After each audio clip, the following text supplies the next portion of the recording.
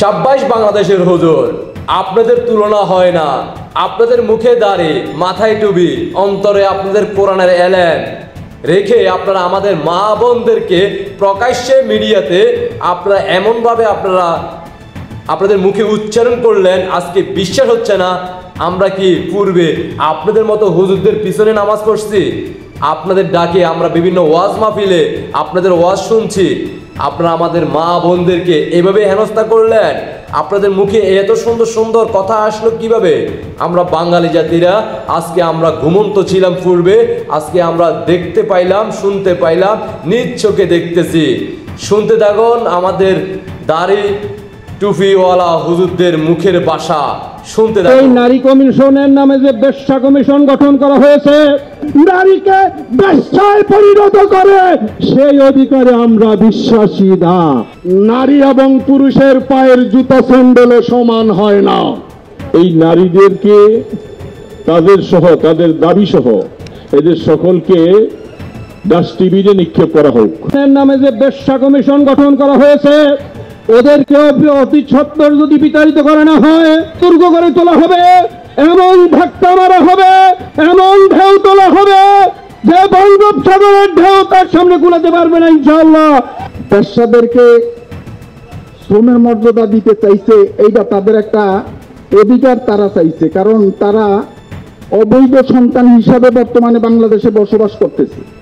তাদের এই অবৈধতা দূর করার জন্য তারা বেশ্যাদেরকে বৈধতা দেওয়ার একটা পথ খুলছে, তাদের বৈধ সন্তান হিসেবে তারা ঘোষিত হওয়ার জন্য।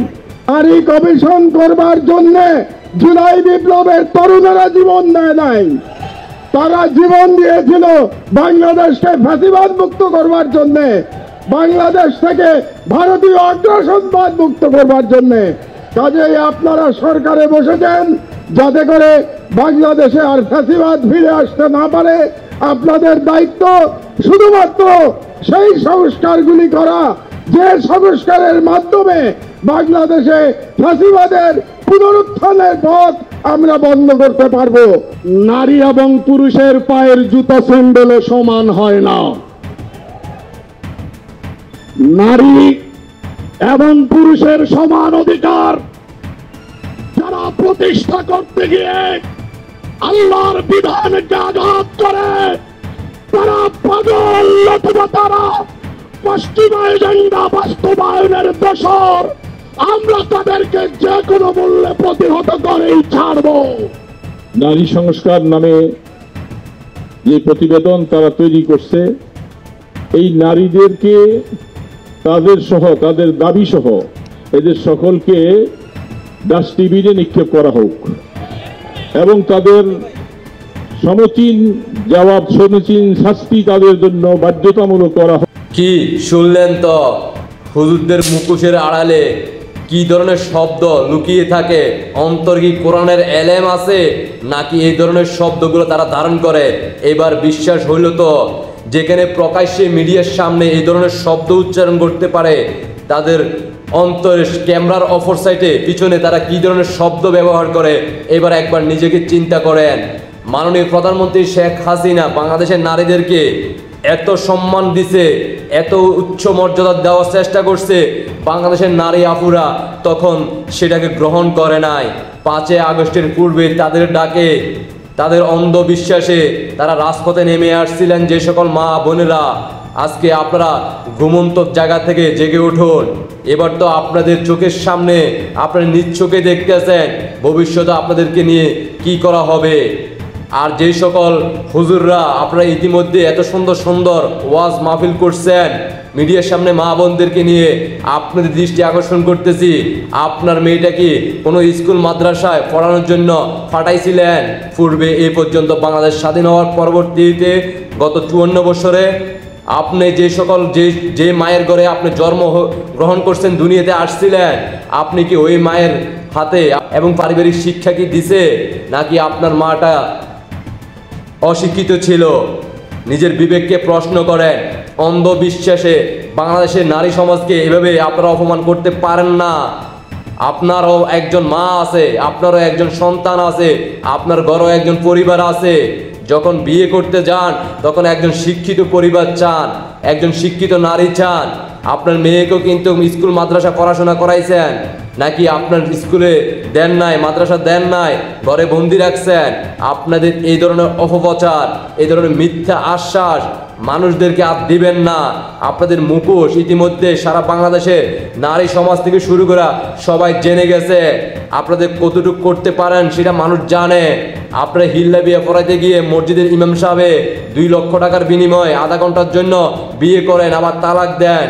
আপনারা হুজুররা এক বিয়ের জায়গা 4 বিয়ে করেন।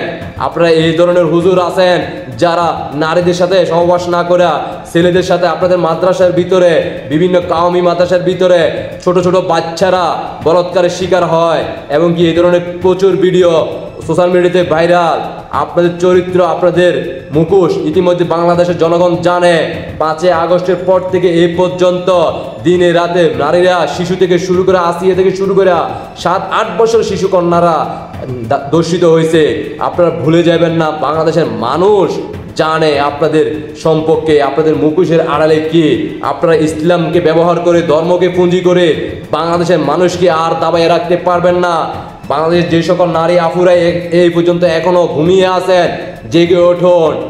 এই বাংলার মাটিকে রক্ষা করতে হলে আপনি যদি স্বাধীনভাবে এই বাংলাদেশে চলতে চান, তাহলে যারা 5 আগস্টের পূর্বে তাদের ডাকে সাড়া দিয়েছেন, এইবার আপনাদের শুধরানোর সময় চলে আসছে। তাই যার যার জায়গা থেকে মা বোনদের দৃষ্টি আকর্ষণ করব, জেগে উঠুন। এই বাংলার মাটি থেকে রাজাকার মুক্ত করতে হবে। তারা চাচ্ছে আফগান করার জন্য এই বাংলাকে আমরা আফগান করতে দিব না।